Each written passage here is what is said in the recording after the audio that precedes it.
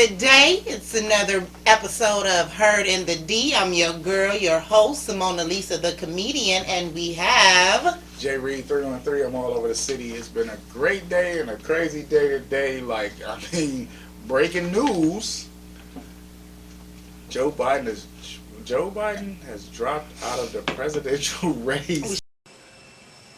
After weeks resisting questions of his mental acuity and insisting he would remain in the race, President Joe Biden announced he's ending his campaign and will not seek re-election in November. "It has been the greatest honor of my life to serve as your president," he announced on social media just before 2 p.m. Sunday. Biden said while he had intended to seek re-election, he believes it is in the best interest of his Democratic Party and the country to stand down and focus solely on fulfilling his duties as U.S. president for the remainder of his term. We should have some depressing, sad music playing. Exactly. He's decided to endorse Kamala Harris as maybe possibly his replacement, and I'm going to call that woman Kamala. I don't care what nobody says. Kamala, I'm going to call her Montel Williams' ex-bestie, ex-friend, whatever we want to call it, or also the mayor of San Francisco, I forget his name, Willie Brown maybe, or something like that. She dated him too. She just does not, I'm sorry, but she does not give me first female president vibes. The thing that I see with her is, I don't think the nation is embracing her. Democrats or people that's straddling the fence of who they should vote for or who they shouldn't vote for or whatever, I feel like almost is like a layup for Donald Trump at this point. Not only does he got the presidential it's just attempt, open, no defense. right? He got the presidential assassination attempt, and now he got Biden stepping out, and he got Kamala Harris, and a lot of people don't look at her as like she's a viable candidate. It's a lot going on right now. I mean, maybe it's July, so we got 6 to 8, maybe 12 weeks we got to really make a firm and full decision, and Kamala Harris does not make anything happen. I've literally, since this came out, I was at a bar downtown Detroit, Thomas McGee's. They were laughing. I was in the book fair downtown talking to people, laughter. Nobody is really just jumping on top of this. Kamala Harris doesn't really have an identity when you think about it. She came out at not a strong political one. Right, she came out at one point, she went to HBCU. I think she went to Howard maybe. And, it's kind of like she's ambiguous or whatever. Obviously, she's not an African-American born woman. She has a lot of multiculturalness to her. So a lot of people they're just not embracing her. And it's okay, you want to go against Donald Trump at this point, this time, in the whole election, 8 to 10 weeks or whatever it is, maybe 12 weeks to the presidency, and now she's supposed to form, first of all, the money's going to be funny. Does every Biden supporter get behind her? Does every, union or every, it's so many different parts that's moving in this short span that it's is she the woman? Not saying it's anything to do with her being a woman, but is she the one? Right. I'm going to just provide some context here. Let's go to it. She represents something which I believe is probably the amalgam of the spirit of Jezebel, and in a way that'll be even more ominous than Hillary, because she'll bring a racial component, and she's younger.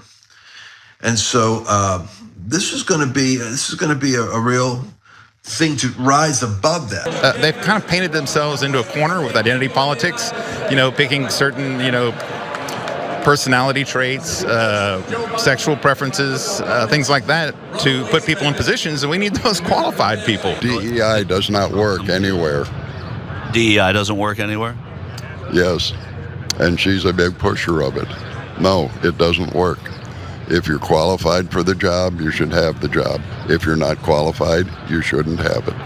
Were you opposed to affirmative action then? It's the biggest joke in the world. America has tried these failed economic policies before, but we are not going back. We are not going back. Not going back.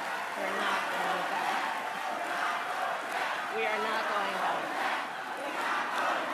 We're not going back. We're not going back. A lot of people even know really what she stands for, what she's about, and are we really ready for a multicultural, because we're not going to call her African American, a multicultural president of the United States? I mean, we just really getting over the Obama era where people was really like embracing Obama. So, okay, the presidency or whatever is like, it's divided into like the liberal states, which is like normally the outside states. You get your California, you get your New York, you get your Floridas. Texas is probably going to always be Republican or whatever.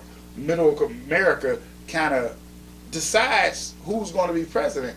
And this middle America is really going to look for Kamala Harris. We have to see. We have to see what the polls say. And like you said, it's not a lot of time to get those numbers up if she starts off in the race drastically behind. But, I mean, after the display that Trump just recently put on in Milwaukee, I think she might have a chance. What you think about that speech? She got a chance in the speech. It was terrible. It was like it put him back. It was horrible. It put him was back. Like Donald Trump was like the Atlanta Falcons against the New England Patriots when they were up. Like, I don't know what it was. It might have been like 21 points in the fourth quarter, third quarter, and instead of just running out the clock. Yeah, Donald Trump opened it up to like, hey, I'm just gonna say absolutely fucking. Absolutely nothing for an hour. I'm gonna put everybody to sleep. I'm not really going to state my case. Hour and a half. Right, and everybody, like, literally the polls showed that when he started talking, the polls just slid down like, yeah, this guy's stupid. We're not really feeling this message or whatever. And they recorded, what, 22 lies in that speech? And so many lies that he had, and it's like, okay, like Trump, like, you have everything. Like, I guarantee you that if he knew that Biden was dropping out, the speech would have been totally different. Would have a different ring to it or whatever. Because when you look at that speech, and it wasn't empowering. It wasn't like galvanizing. It didn't bring the country together. It didn't give you hope of him having a successful presidency and making America great again. It gave you no hope of none of that. Right. When you look at some of the things that Trump was saying and what the country is facing right now, how we feel as like a nation, it's like it didn't resonate. Nobody really just got behind it. I was like, oh, this is a guy. Like, anybody that supported Trump before that, they kept supporting him because that's what they do. But he didn't gain any new followers. And I'm sorry, he may have lost some. Right. He didn't convert anybody who was like, I'm a Biden follower. I'm a Democrat. I just want to go over. Biggest reason why Ronald Reagan won the presidency in 1984 or whatever was because in 1982 was because he transformed a lot of Democrats to become Republicans to side with him or whatever. I don't see this from Donald Trump. I see Donald Trump just galvanizing his small amount of people, like his presidential vice president choice, J.D. Vance. It didn't really help anybody that was on the Democratic side to say, oh, well, this guy's somebody that will, that bridged the gap, right, or help everybody become a better nation. It was more polarizing than anything else. So, I don't know. First reporter Patrick Quinn joins us live at 5 from the Georgia State Capitol. So, Patrick, Vance is a strong supporter of former President Trump, but he hasn't always been. Even from J.D. Vance's own mouth, he once called himself a never Trump guy. Now he's Trump's running mate in the upcoming election. He also is potentially thus one heartbeat away from running the country. J.D. Vance was also the former roommate of State Senator Josh McLaurin. Today, Josh McLaurin, he handed us text messages from Vance to McLaurin, and McLaurin told us the J.D. Vance we're seeing on stage this week isn't the J.D. Vance he knows. Is former President Donald Trump America's Hitler? That's what his current vice presidential running mate questioned in 2016. Here's the text Senator Josh McLaurin says is from J.D. Vance, which reads, quote, I go back and forth between thinking Trump is a cynical expletive like Nixon, who wouldn't be that bad and might even prove useful, or that he's America's Hitler. Right. I'm a never Trump guy. I never liked him. Trump's running mate, J.D. Vance, wasn't always a MAGA advocate. Back in 2016, Vance was an outspoken critic of then-candidate Trump. There is definitely an element of Donald Trump support that has its basis in racism or xenophobia. I know who I'm going to vote for. I'm definitely not going to vote for Trump. But I like Kamala Harris' idea, but I don't know if it's the solution to what we're looking at right now. I miss the old presidency races where they had a goal. And it was like, your goal was to vote for one who had the same goal that you had. And a lot of times it was healing the earth. I mean, it was always like a good agenda. Right. World peace, like to stop the fighting, stop the war. It was always something. It's just like, now I really think they're going for likes and views now. I think they like doing a TikTok social media type thing. And it's like, I don't really think anyone's in it for the country. They like, I just want to say whatever I need to say to get more people to vote for me, whether I care about this topic or not, whether I'm actually going to pass these laws or do anything to get this to be this way. I just want to say the most catchiest thing to make people vote for me, and then not do nothing once I get in office. It's like, I'm just going to be in there. You know, I want y'all to follow my family and take pictures of them. I want to be viral. But it's like, it's so many issues, and it's like they just piling up, and nobody's fixing anything. The crazy thing with Kamala Harris, I challenge anybody, anywhere, anytime, to sit there and tell me anything she stands for. Like, what are her mission statements? What does she bring to the presidency? What is a nation are we going to move forward? What's her goals for the world? Forward? Right, like, you become the president of the most powerful nation in the world. So you set precedent all over the world, like the war in Israel and Palestine.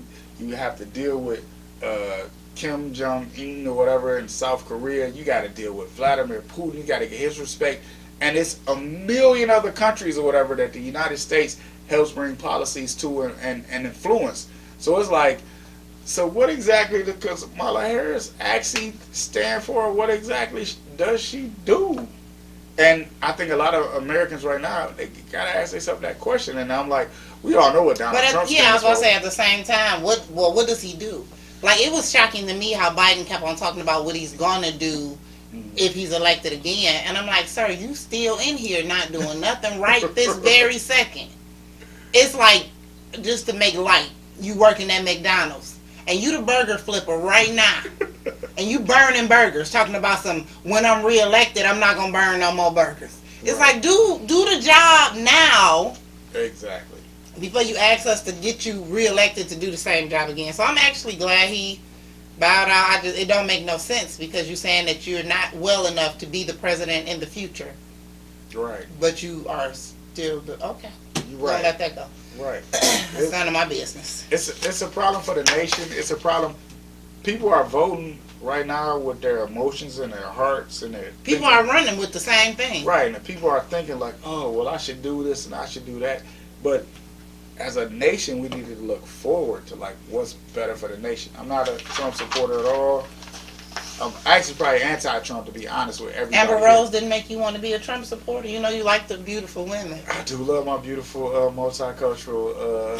And you throwing that multicultural, ambiguous women or whatever. So, I mean, Amber Rose has the physique to consider the technique.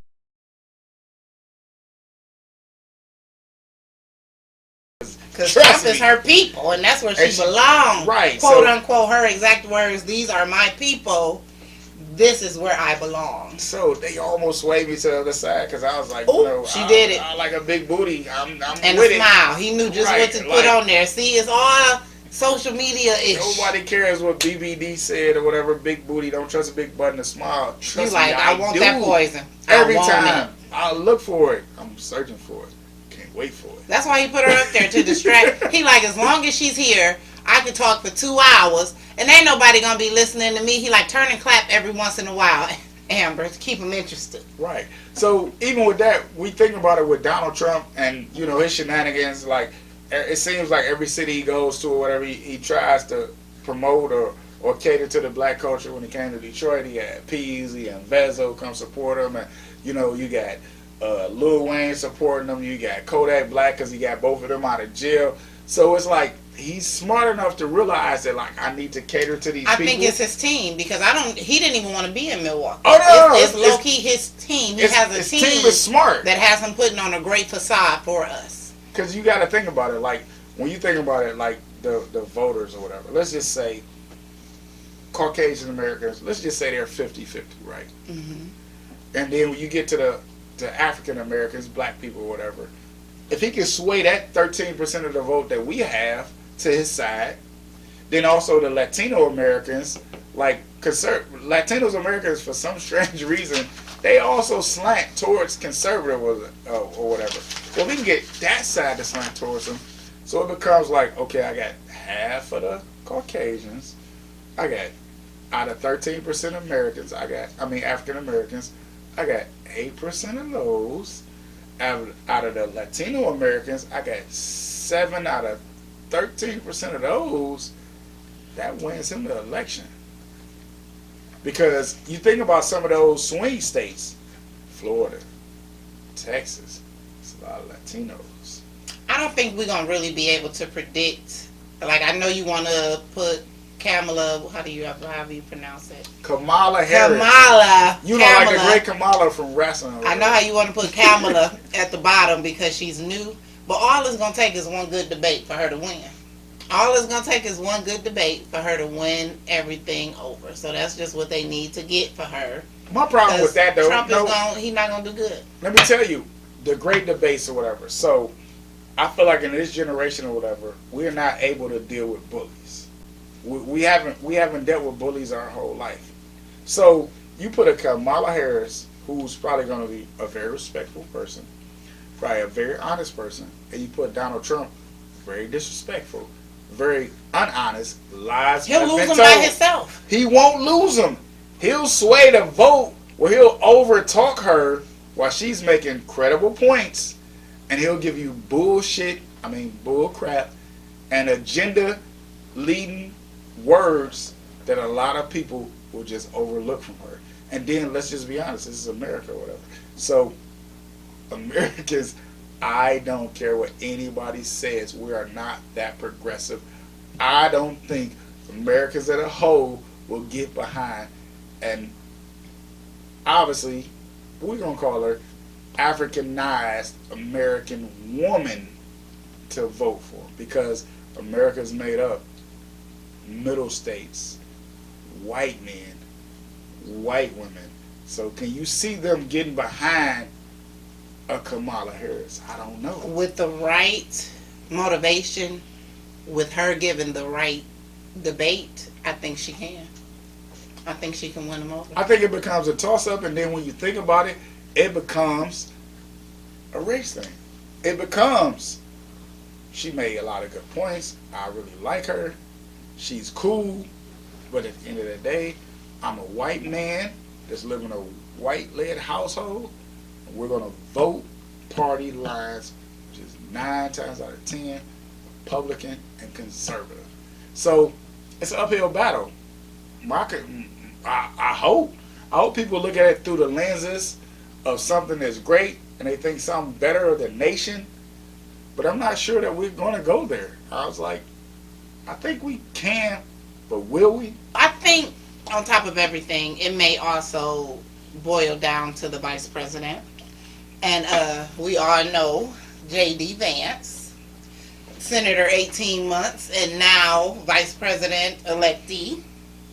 The anti-abortion, stay in a domestic violence man himself, the one who said that Trump is America's Hitler, is Trump's vice president. And the man that Trump said is so far up his, the rest, that if he sneezes, Vance will catch a cold. Right. Somehow they decided to come together for a diabolical team. A plan. Of presidency and vice presidency. What you think about that? Crazy thing is, like, it's what we always, in the African American community, we call the underlay for the overlay. Yep, it's the underlay for the overlay. At this point, it's like, okay, I'm J.D. Vance. Sure, I'll ride the ticket. Sure, I'll bring my right-wing people too. Sure, we'll get Trump in office or whatever. But Trump has 4 years. I'm J.D. Vance. I'm the vice president. I can run a whole new campaign in 4 years. It could be 8 years of J.D. Vance.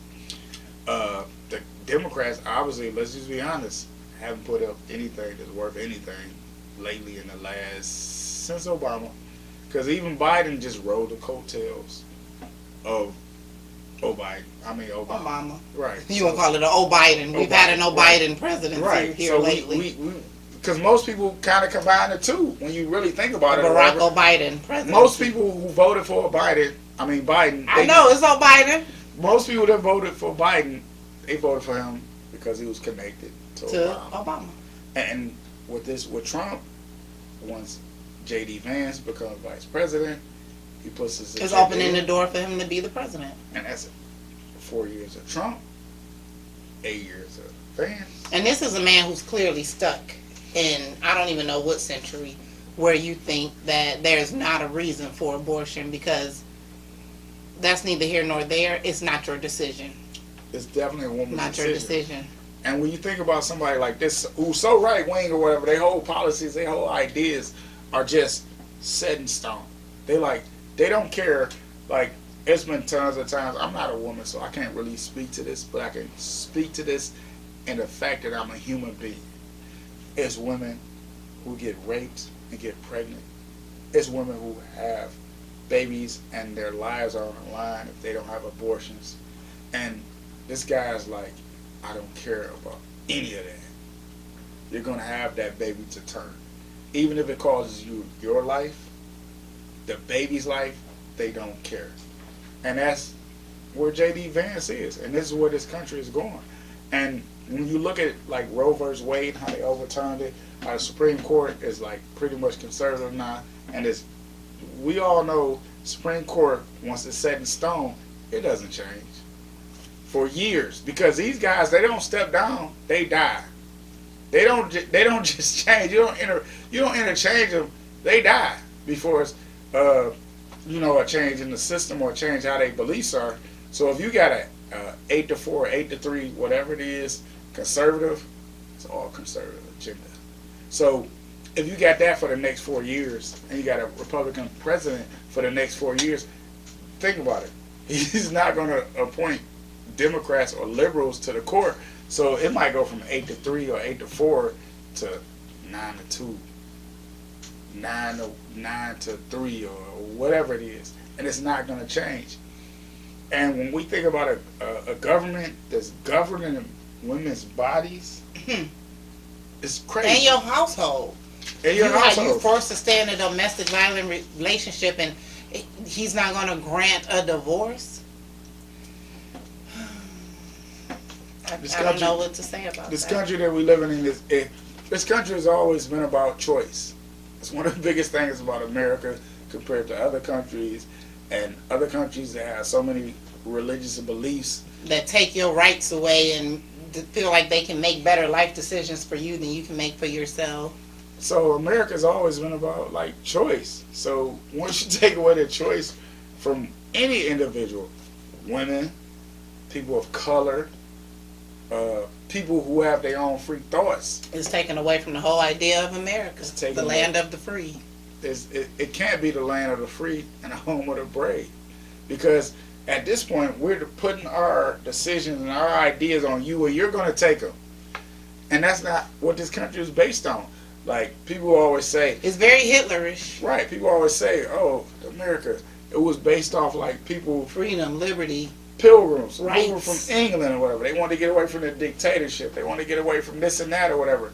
But we're slowly moving back towards that, where we're not dealing with what the majority feels like should be best for the country. Now, speaking of choices, who do you think Kamala, am I saying it right that time? Kamala. Who do you think Kamala should choose as vice president? Let me tell you, it's been so many names sprinkled on America. Like, sometimes I forget, is it Kamala or is it Kamala? Yeah, Kamala. So I'm gonna work on that, because if she is the next president, I want to put some respect on her name.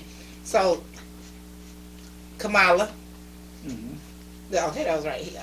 Kamala. So who do you think Kamala should choose, or is going to choose? That may be two different answers, as her vice president. I know just off what's going on that you're probably feeling strong white energy, strong white male energy. But who is that for us? What does that look like for us? This country right now. What would give her the win? Like, oh, he is them two. Okay, like what would help her with the advantage? Let's see if we right, because that choice is gonna come soon. Of course, it can't be Biden because he's bowing out. I'm gonna tell y'all the honest opinion is whoever she picks would honestly be a better candidate than her, and that hurts a lot of souls and that hurts a lot of people, because if you pick the right white male, more people would get behind him than her. So a lot of I think she should pick Obama. You know what? That is bananas, because I never thought about that. Because if see, she because I knew you were thinking strong white energy, but no, if you baby, to see Obama's name again. If you say where my pen? Vote. Right. This him. This me. That's who I vote for. That should be a write-in Woo! Obama, do it for us. 100%. Fix it for me. Yeah, you're 100% right. Obama, if you can't do it, if you ain't got nothing else to do, it just won't be done. If you ain't got nothing to do for the next 4 years. Or Michelle. Come on, Shelly Shell. Right. Come on, Shelly Shell. Somebody got to come out Fix the it woodworks. for me. Because that honestly will put it like her. See, I knew it was like that ace in the hole. It's like, if that's in your hand, if you know you got any, that's the only way I can fathom any of this making sense, is that they got an Obama in the hand. And they like, come on, dealer. Oh, come on, dealer. At this point, give me all space so I can show him I got the ace. Obamas! I got the Obamas! That's all we need. Right. That's all we need is Swade. So, Michelle, get out the garden. Right. Get out. I don't know if one of y'all daughters then got old enough to where they could, because Malia, any of y'all, we voting. If Obama is in the building, it's a wrap. The Obama dog could run at this point. I ain't even gonna lie. He could. I'd be, oh, they got the Obama dog. Yep, they got the Obama schnauzer on the ballot. That's who I voted for, the one with the Obama schnauzers. Like, it's that name is powerful. It's powerful, and people would get behind it. Like you couldn't be more correct. Like, if you literally put Barack Obama, fix it for me, Michelle Obama, you put somebody attached to that campaign or whatever, it strengthens it. It makes everybody think about it a second choice. It makes everybody comfortable. So comfortable. Right. So when you think about it, you like like you said, they gotta come strong. They gotta come Trump. They gotta come Ace of Spades. And that's the only ace that's in the political party right now. They gotta come Big Joker. They gotta be like, oh, black and white. We really came that here. Is it. That united. That name right there united this country. Okay. Right. I had friends of different cultures, right, not knowing if we vibed well, and then the most angelic things would come out their mouth. Like, I voted for Obama. I said, you want to come to the barbecue? You want to come to the barbecue? You are invited. You don't got to bring the potato salad, but you are invited to the cookout. No you raisins. Said you voted for who? Obama. No raisins. Yes, I want my clothes washed at your family's dry cleaning service. Exactly. We are family now. Right. That vote united us as a family. Y'all became our cousins. Right. In Obama. For a greater good. We are all one. All of the Obama believers and voters and supporters, we all hustle together at the backyard picnic, okay? We all be, my eyes don't cry. Like, we family. That did something. Exactly. All different races. We together. So we like, and it's one solid safe word across the board. It don't matter Hispanic, Puerto Rican, Chinese, Japanese. You say, I voted for Obama. Hey, cousin, what's up? Where auntie at? It's like, exactly. Bring it back. It's all love. And I promise you, great again. Definitely. It'll be great again. The greatest generation we've ever had. Kamala, Camilla, do it. Fix it for me. Right. Do it. Because that's your best bet. Otherwise, strong white energy, strong white male energy, somebody that's going to be like, I ain't going to raise taxes. Can you imagine the rich going to stay rich. The poor gonna stay poor. You gotta get somebody to say that stuff, and then that's the only other way you win. Right. So, because apparently, well, I don't know. It used to be more rich people than poor people, but that may have changed. Yeah. Because I looked around at my poor surroundings, and it's a lot of us. It's a lot of poor surroundings. We broke as hell in America. We may be the majority, and you voters. rich people may be the minority. I'm not saying switch sides, stay where you at, but it's a lot of us here. Right. We down bad. Yeah, it's a lot of us. But on a different note, well, it's kind of the same. Because we have a judge that decided to pardon one of the old presidents who had been keeping top secret files. Top headlines as well. You probably woke up to the news pretty shocking that Judge Eileen Cannon has dismissed the charges, thrown out the case in the classified documents probe into former President Donald Trump here. Well, this is what we know. I want to get into this a little bit more with you, speaking with some legal analysts. A federal judge today, Eileen Cannon, in Florida, dismissing the classified documents case against Trump, siding with defense lawyers who said the special counsel who filed the charges, that's Jack Smith, was illegally appointed by the DOJ. Okay, so we have Judge Eileen Cannon, who was apparently, or actually was, it's no apparent, she is the judge that dismissed this case after numerous attempts trying to get back these confidential G14 classified, if I do say so myself, documents. They tried several times and he was just like, no, I'm keeping it. Yeah, it's crazy. Once you have the presidency or whatever, it feels they're above the law or whatever, like what's the purpose of the presidency or whatever? Like the government is all about checks and balances. So everything keeps everything in a balance or whatever. So you get a president of the United States who feel like he's above the law, then your whole system becomes corrupt. And welcome to the future, because we have one of those that's on his way in. Right. So and we trying to deal with one that was already out. So I understand why she dismissed it, and I'm not even, it goes without saying, but I will mention that she is a Trump appointed judge. Yes. So I mean, it's a lot to what the future holds for us. Right. I mean, just go ahead. No, it's a lot to unravel, because when you break everything down to like a micro level, like you said, like we go from like this court to down, this court to down, this court, and we're like, okay, well, this court was appointed by this judge, so why wouldn't this court favor whatever this president or this appointee says? They favor breaking the law. Right, and it's a gray area. Even at that prestigious area that they're in of the law, a judge, right, that's okay with breaking the law, that's dangerous. Right, and then it seeps into tons of different things or whatever, because it's like, it's definitely promoting a lot of negativity, like our next topic. Right, so the family that decided to lock up the black kids and treat them like slaves. Yeah. This one's going to blow your mind, even in today's world. A white couple who enslaved black adopted kids charged. 63-year-old Donald Ray Lance and 62-year-old Jean K. Whitefeather, a white couple from Sissonville, West Virginia, are back behind bars after a judge revoked their initial bond and raised it to $500,000 apiece. More than double the amount they faced last year when police arrested them on charges of locking their adopted black children in a barn and forcing them to work as slaves. The couple was ordered to reappear in court on June 11th, more than 8 months after each posted a $200,000 bond following their arrests in October. We're right on the heels of Juneteenth. I don't know why they were out to reappear in the first place. You're going back to slave days. Some people maybe need to be locked up pending adjudication here. And, I don't like to lock people up, but there's some people, they do.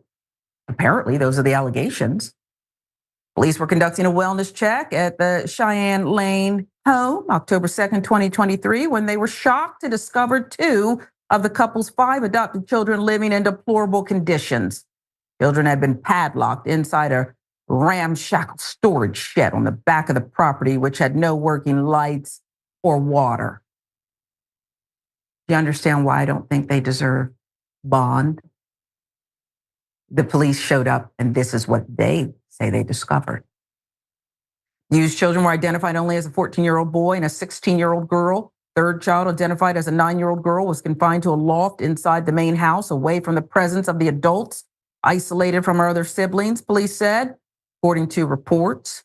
Lana Blackstar filling in more. Yeah, so I 100% think that everything that's going on politically is affecting the world, because I can't imagine someone believing that the world is going to a place where you can take adopted black children and treat them like slaves. And this is such a bigger issue. Like, I'm so thankful that the 63 and 62-year-old male and female involved in this situation have been detained and have a bond that's so high that they will not be released anytime soon. But you got to go deeper than this. They raise children in this same mindset. And those children are raising children in this same mindset. So pay attention to this clip and know that it's a bigger issue than just these two. What you think? The crazy thing is, I always looked at it like, to me, it's always been a bananas crazy situation, right? Because we never hear about white people adopting like black people. I mean, or no, actually the reverse of what I Black people adopting white? Black people never adopt white kids. That's not true. I see a Facebook post and the young lady received so much backlash. For adopting black? She's a black woman adopting white kids. She's a black woman and she has a white adopted son and she raises him like he's her regular son. It's no difference.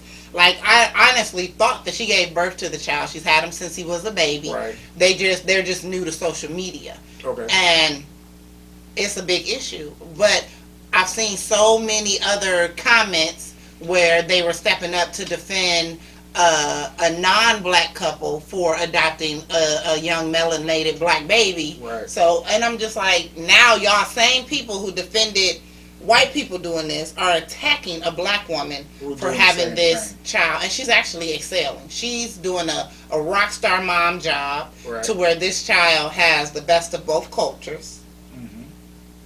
It's not like she got him out here with the braids and trying to wear dreads and look like a thug. I mean, he looks like he's growing up to be a very happy, healthy young man.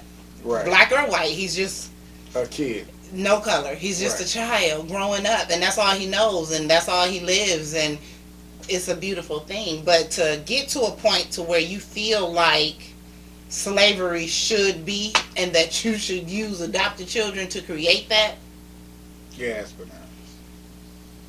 I believe it's the Trump effect. I'm starting to call it the Trump effect. Does it become a harsher penalty?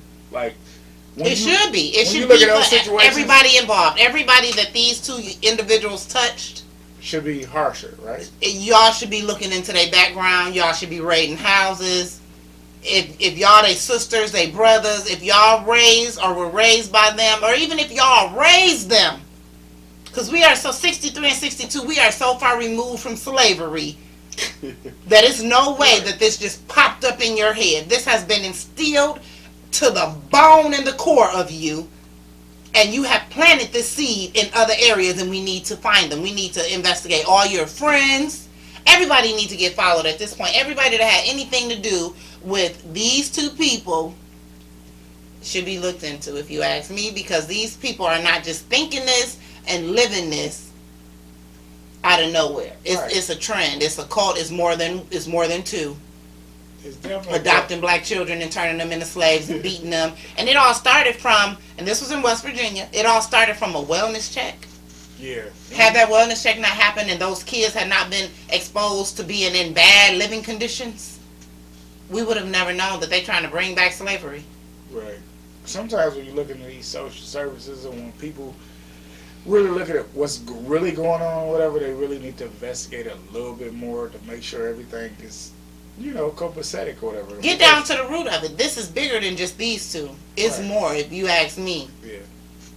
And because where was CPS? Y'all just drop kids off and leave them? Right. So, y'all don't check on them? Right. They don't get visits from their family? Right. Y'all found them two kids that nobody would check on. And y'all left them there. Definitely. When you think about, how the system is so corrupt, but people are just taking advantage of the system. Because most people that adopt kids... It's the system taking advantage of the system. Right. When people adopt kids, they normally get a check involved, right? Like, they normally get some catered to them. So when you think about it, you get a check, and you got kids working basically and that's slaves. So opposite, because you didn't even buy these slaves. You were paid to take care of them. Right. And it's just... You getting paid a monthly check to make them work. Oh, it's a special place for you. Right. It's a special place for you in that fiery kingdom. Right. And they saving it. keep it warm for them. Satan. Right. Satan. Yes, because in his house you got a mansion. Right. There's a special place that's hotter than everybody else. You got a mansion. You got a mansion. And speaking of corrupt systems, right here in our own backyard, we have the police trying to turn a blind eye to a confession. And yes, I'm talking about the Michael Jackson Bolanos. Right. Bolanos. I know I pronounce names wrong. You should hear me say Massachusetts. It really gets ugly. After lunch, and we received a note a little while ago indicating that you are still deadlocked as to 2 of the counts. You've reached a verdict as to 2 of the counts, and you are not making any more progress. Is that correct? Yes, Judge. Who is your foreperson? You are actually juror number 15? Okay. Juror number 15, we will take a partial verdict as to the 2 counts that you have reached a verdict on, and if you haven't reached a verdict, just say deadlocked, okay? And if you have reached a verdict, read what's next to the box you check marked under that count, okay? So the clerk is going to take the verdict from you. Please stand. And after she reads the count and the charge, you read what's next to it, or deadlock if you're deadlocked. Thank you. In the case of the people of the state of Michigan versus Michael Manuel Jackson Bolanos, Mr. Foreperson, will you please read the verdict form as marked as to count 1, first-degree felony murder?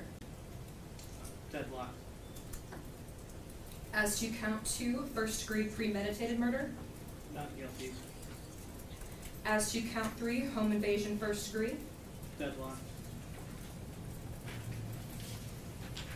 And as to count 4, concealing facts or misleading the police? Guilty. All jurors, please stand and raise your right hands. Members of the jury, listen to your verdict as recorded by the court. You do say upon your oath that you find Michael Manuel Jackson Bolanos hung as to count 1, first-degree felony murder, not guilty as to count 2, first-degree premeditated murder, hung as to count 3, home invasion first degree, and guilty of count 4, concealing facts or misleading the police. So say you, Mr. Foreperson, so say you, members of the jury. Thank you. You need to see that? The thing about this whole case is, it feels like a case where the police were like, we have to convict somebody. Like, they didn't literally care about who really, was the person that perpetrated the crime.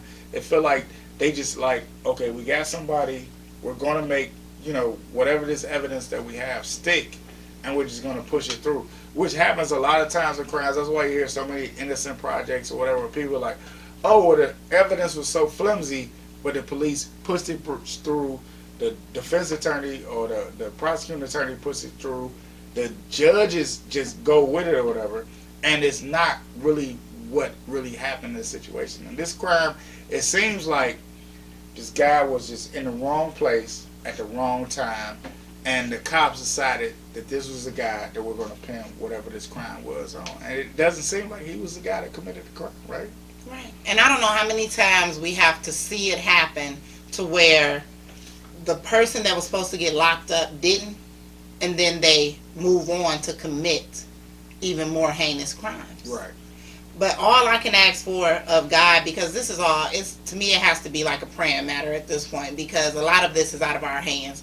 We can't, like right now it was a hung jury, but they still found a reason to convict him on lying to the police. Right. So all I can do is hope that the person who actually did this murder and got off, I hope that if they do choose the next victim, it's somebody involved in locking up this wrong person. I hope it's somebody close to y'all and not one of us, because y'all could have locked the right person up for the right crime, but y'all chose to let him stay free. So I hope if he out for another victim, it hits your house and not ours, because y'all choosing to let this man free. Think about what y'all doing. Right. I hope, because it ain't gonna come back to our neighborhoods. He live in a white person neighborhood, or he lives in a suburban neighborhood. Court town. Oh, facts. He ain't gonna hurt nobody related to me. Right. Y'all better start locking up the right people for the right crimes, or they commit other crimes. It's something very nostalgic to them about getting away with things. This person, y'all are letting them get away with murder?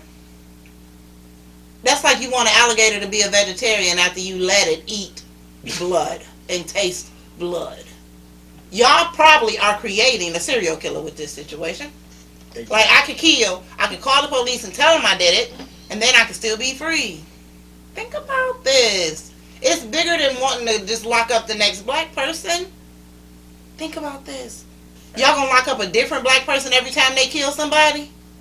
Because mark my words, y'all just ignited something in this person. Because imagine how entitled they feel now, how privileged.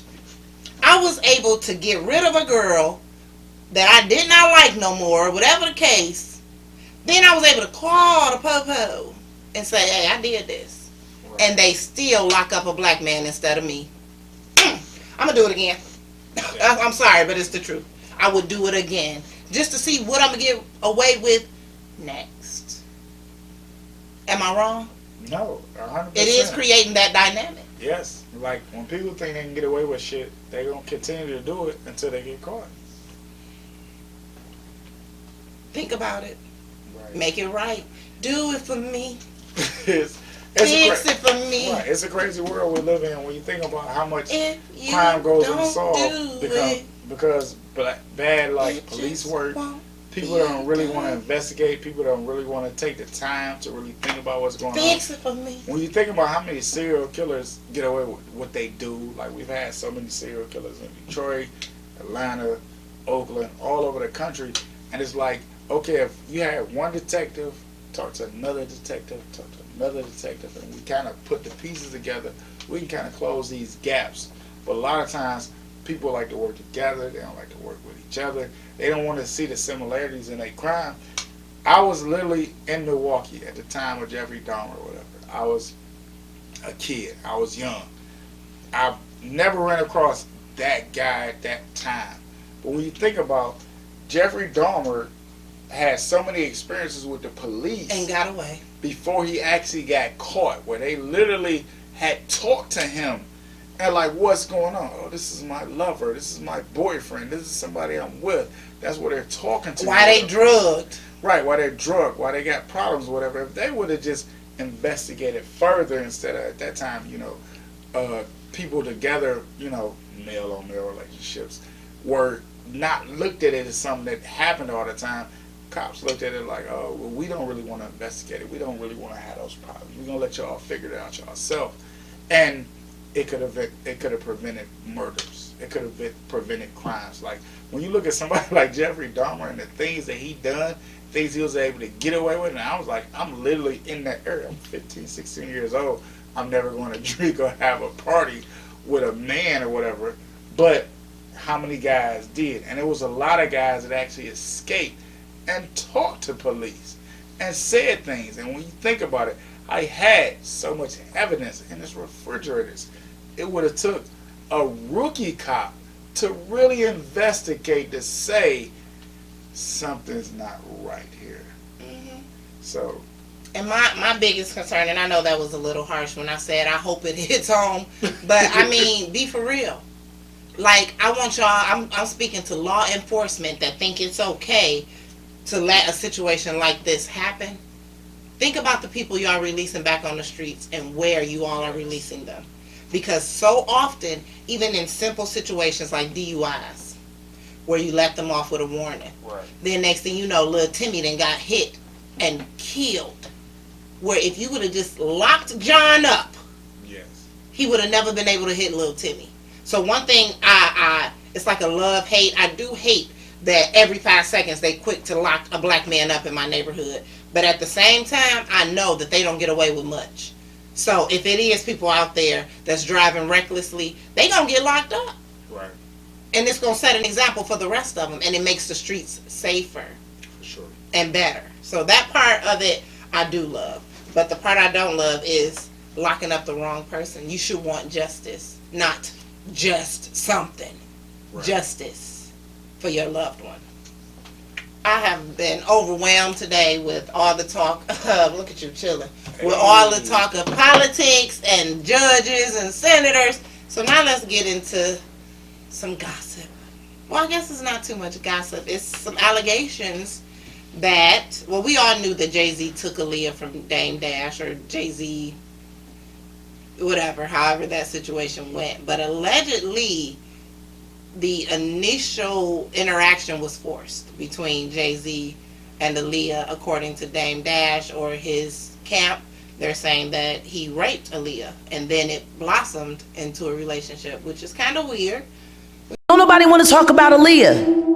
I'll let Dame Dash talk about it. See, that's his business. I remember having a conversation with Aaliyah, and I was like, yo, tell me what happened. And she was like, she just couldn't. What you want me to do? And I just leave it alone. Right. Don't act like nothing. It causes me too much pain. I got a girl that your man raped. It's crazy. Right? Yeah. And I tell you, when you gonna still work with him, what you gonna feel? So what you think I felt? Exactly. So I'm human, bro. But I had that nigga rape my girl that he liked as well, right? Right. And then went on a tour with him. Was there any dissension between you and Jay because of that? Because of course. They made a song together called "Not Guilty." Cut to 2000, right? Once we got cool with homegirl, right? I knew everything. Right. Right. And that's when you stop fucking with it. And that's that. So you asking me, what do you do when somebody does that? You get the fuck out of Dodge and you start a whole new brand. Right. And you let everybody think you're broke. Right. Because you don't want the buckshot or none of that karma. Yeah, a lot of people like, Jay-Z a snake in the grass. He didn't want to bring Dame and Biggs with him or whatever. Well, guess what? That's as far as they wanted to grow with him. And all I know of Dame Dash was recently he did get into more reality TV shows with his children. But it seemed to me that his children weren't even relevant in his life until Jay-Z started having kids, if you ask me. Because I didn't even know that Dame Dash had so many children until I saw his reality TV show. And they started to express their dislike for their own father. And then he messed around and had yet another child. Now, your children are dang near grown. But since Jay-Z is in his baby-making prime, here you go with yet another baby. And when the world didn't welcome that baby with as much love and admiration as they did Jay-Z's children, you got even more upset. You're chasing a dream that you're not fully committed to, is what I see in Dame Dash. You have this dream of being Jay-Z, but you're not committed to being more like Jay-Z. So, I don't know what to say for you. Right. The biggest thing I've ever realized in my whole life is the 20-year-old to the 25-year-old me, the 25-year-old, the 30-year-old me, the 30 to 35-year-old.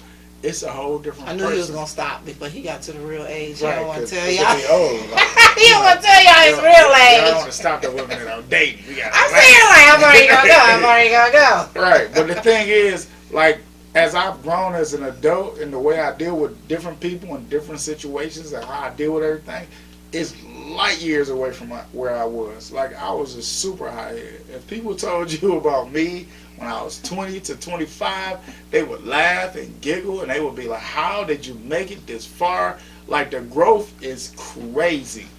And it's between me, my family, my friends, like even the people that I deal with, like, it's not even the same realm or the same scope of what I do and how I decision make right now.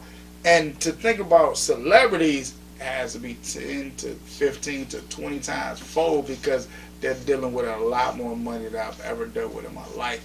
So when people sit there and tell you, oh, well, this guy has changed, he's supposed to. It's been years. Yeah, if he didn't change or whatever, then he stuck himself in the same place or whatever. He stuck himself back there where it was supposed to be growth. I'm supposed to take everything that I've learned, and I'm supposed to take every person that I'm with, and I'm supposed to uplift them. Even if they don't get to my level, I'm supposed to take them from the level that they are to a higher level. Maybe I might be in a $300,000, $400,000 house. But the people I deal with, they might be in $100,000 houses, and I might bring them to $200,000, $300,000 houses or whatever. I'm supposed to bring, what they say, it takes a nation or a village to raise people. So sometimes that's who you are. A lot of times we don't even realize that or whatever. We don't even realize we're the people that's supposed to raise our village up together or whatever. Like, you might look at your people like, oh, they're so ghetto and this and that. But you realize that, like, you know what? You know this what? my ghetto. Right. Y'all my ghetto people. Right. You a comedian. So I know you've played everywhere. Everywhere you've played. And there's times that you say, you know what? We supposed to be doing a Fox. We supposed to be doing Motor City. We supposed to be doing tours. We supposed to be going to Santa Monica, California, where nobody knows our name, and they know my name. they know who I am. Viral a couple times. Right? No, what I'm saying is, I know. I'm just they know saying. your name, and I'm supposed to bring 3-4 people with me. So by the time They know our names. we leave this city, so they know us, and we can take that. We go to Texas. We go to Florida. And that's what we're supposed to do. Exactly. But we don't stick together like we should. What we supposed to. And that's, like Dame Dash and Jay-Z. I wish that this story was more of a brotherhood, but y'all early on just couldn't keep it together. And I hate that. I really do. But I know I love to piss people off. Today is no different. So I'm about to piss y'all off real quick, and I'm going to start by asking Jay this question. Have you ever been jealous or had a jealous experience? Every single moment of my life. I'm glad you're honest. I've sat there and I've seen guys. I grew up in the middle of the ghetto or whatever, Linwood and Davidson. I'll never not respect where I grew up at. I've grown up, and there's guys that I'm going to name in this like moment. They probably don't even know they were on my radar. I was probably 14, 15 years old. I grew up with a guy's name was Boo, and he had like a 190 Benz, and everybody in here laughing. Because you knew at that time, a 190 Benz was the lowest level of Benz you can get. But if you grew up on Linwood and Davidson, you saw Boo driving around this green Benz, and then you saw Tony Howes growing up in this 500 series Benz, and they were all drug dealers. And I'm just being honest. And I'm sitting and it there. made you want what they had. I wanted what they had so bad, and they took me from the corners of wanting to slang a couple of dollars to get a job to do this. And it inspired you. It inspired me. That's my point right 100%. there. That's my point right there. Everyone who walks around saying, I'm not jealous. I've never been jealous. Ain't nobody out here got nothing that I want. You lack inspiration. Because it's that little spark of jealousy that gets your wheels turning and lets you know, hey, I deserve more. I deserve that. Now, don't by any means take that jealousy and turn it dark into a place to where you want to take it by any means. Use it as motivation and inspiration that allows you to grind or to even swallow your pride just a little and say, hey, how can I get like that? But you got to first admit that, hey, I'm a little jealous. I kind of want what you got. I kind of want to be where you at. Like, can you help me, or is this something a road I got to take by myself? But that's something that we all have to admit, because the moment that you let that jealousy manifest and you let the envy continue to grow, it can turn toxic really, really quick. And you can become a victim of your jealousy instead of a victor of it. And when I say that, a victor is going to take that and it's going to motivate them to say, I'm going to do this and I'm going to go further. Or I'm going to do this and I'm going to do it a little better, but not in a hateful way to where I'm going to take it from you or I want what you have. It's I want to work at it. I want to have it, earn it, own it for myself. I don't want to rob you and take it from you, but I want to obtain it myself through the same methods or better ones. That's all. But you have to acknowledge that you got that little hint of, I want that. I should have that. I deserve that. And you gotta take it, reel it in. Once that jealousy fish get on your hook, reel it in, right? Don't kill it and saute it and put it on the sandwich right away. Take it home, put it in fish tank, and turn it into something amazing. Turn it into more fish, okay? Let it grow into something positive. Don't let the negativity fester, okay? Let it grow. Like you got that little inspiration. Turn it into motivation. Don't turn it into a negative experience, because it does not have to be. But we all have that hint of jealousy, but that don't make us jealous people. Now, a jealous person is a person that wants what you have but not willing to work to get it. Those are jealous people. They just sit there complaining and crying about how life just keep dealing them lemons. Those are just jealous people. They not about to get out and put no feet forward to obtain that of which they are envious of. Check yourself. Check yourself and become the victor and not the victim. Don't sit there moping, oh, you just get the better hand. No, I do the better working. I do better hustling. I'm better motivated. That's it. Because you have absolutely 150% zero reasons to be jealous of anything I have, because I promise you one simple conversation and I'll do everything within my power to try to educate you on getting the same thing I have. I'm not one of those, oh, I got this outfit from out of town. Baby, you better go to Foreman Mills. You better go to Foreman Mills, Family Dollars, wherever I got it from, I'm going to tell you. I mean, not saying that I get my clothes from there, but I'm just saying, just in case, ain't no shame. Because that's how you stay rich, not spending a whole lot of money. But everybody different, to each his own. But again, acknowledge just that hint of jealousy and flip it into motivation and positivity, not negative and toxic energy. But go ahead. I know you got something else to say. I've been talking for about 20 minutes. No, it's cool. Like, I fully understand where you're going with it. And the best motivator is the people around you, and the better you want to do for yourself. And it's like you said, it's not jealousy. It's like we all want to come together as like a community, as a nation, as like black people, because we speak from a black like point of view, and we really want to uplift each other, and we don't want to hold each other down. It's like, I'm not down at you to make myself feel bigger. Yeah. I'm trying to tell you like that you in a good spot, and I want to be there with you. This is the path we can take to make everybody great. And some people, they don't get it. Some people, they will get it. But the longer and the shorter or whatever, it's the best path, the best way for us all to go. Yeah, I have a friend, and her job cut her hours back, so she's only working 3 days a week, and she's off 4. And I find myself saying, I'm jealous because you have 4 days to be an entrepreneur. And she like, you jealous? I'm like, yes, because I try to use the word in a positive manner. So me saying that was basically saying, use your 4 days that you got off from work and work for yourself, because you still got a steady income with your 3 days that you work a week, but boom, now you got 4 days you can work for yourself. Exactly. That's all. So try to keep it positive. Everything can be flipped to positive, cup half full. Right. One of the best things about our podcast is we always try to keep it positive. We always try to keep it Detroit, because we are a Detroit based podcast. Heard in the D. Right, Heard in the D. We got special shows coming up. Like, you guys are going to be really surprised about what we got going on. And what's to come. Right, you're looking, you're like, oh, this is just what it is, but we got big things coming, and we here to entertain, and we're here to make everybody happy, and you're going to be excited and happy about what we got going on.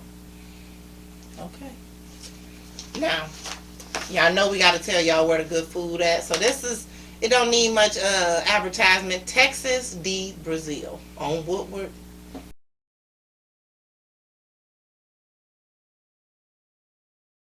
I'm telling you, it's giving Vegas vibes. Right, it's downtown where they Detroit. take the meat, they put it on the skewer, and it be sizzling, and they cut you. They cut you your slice of meat, because they don't cut you. No, they cut your slice of meat how you want it. Right.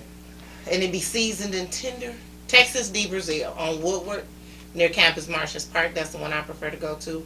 Try it out. Right. Make sure you flip that red card to that green card, because that green card tells them to come bring you more meat. You can get all kind of slices every time you come. Because you got to tell them when you full, because they'll just keep on coming with other meats. I'm like, Right. I ain't never tried that The before. whole Put it on time. here. So definitely, like, it's a great buffet or whatever. Like, you got salads, you got drinks, you got desserts, and the meats are like, it's every single thing, every single kind of meat you could imagine or whatever. I've been down They there got lamb before. in them. Right, I've been down there like, you know what, chill, I'm good, like, relax, like, I don't I need never anything say else. that. I've said Like, it grab me a because piece of it's- bread, put it on the bread. Put it on the bread. Grab me some Make bread, that put it on the sandwich. bread. I'm about to make a couple sandwiches. Right, but it's a great place to go. And then, we're a big proponent of, like, Detroit. We're a big proponent of downtown Detroit. We're a big proponent of people just enjoying the city, because a lot of people, they get, like, secular to their villages or wherever they at, but enjoy everything about Detroit. Our Plaza is doing this thing this year. Y'all better go. It's a lot to see, and it's a lot to enjoy. Thank y'all for watching Heard in the D. I'm your girl, Simone Elisa. J Reed 313, you gonna catch me. Tune back in. For sure.